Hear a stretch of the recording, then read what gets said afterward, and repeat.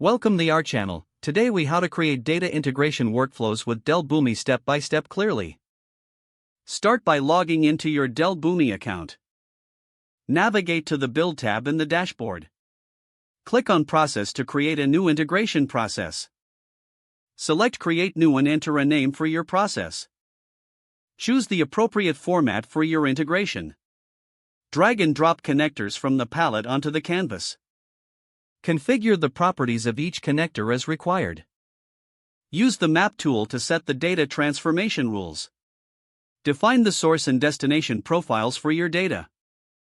Set up the necessary business rules for data processing. Incorporate decision shapes if conditional logic is needed. Add error handling components to manage exceptions effectively. Test the process by using the test option available in the platform. Review the execution results to ensure the workflow operates as expected. Make any necessary adjustments based on the test outcomes. Once satisfied, save your process and publish it. Schedule the integration to run at desired intervals if needed. Monitor the execution of your workflow through the dashboard.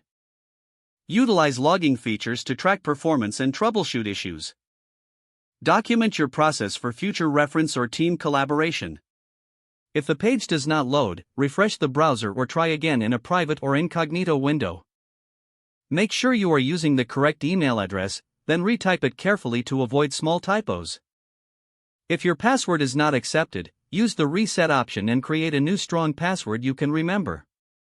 Check your spam folder for verification or security emails, then complete any requested confirmation steps. Enable two-factor authentication if available to improve account security and reduce unauthorized access risk. After signing in, review your profile details so your contact information and settings are accurate and current. If you see an error message, note it down and try again after restarting your device and internet connection. Log out when you finish, especially on shared devices, to keep your account and payment information secure. Don't forget to like this video and subscribe to our channel for more step-by-step tech guides.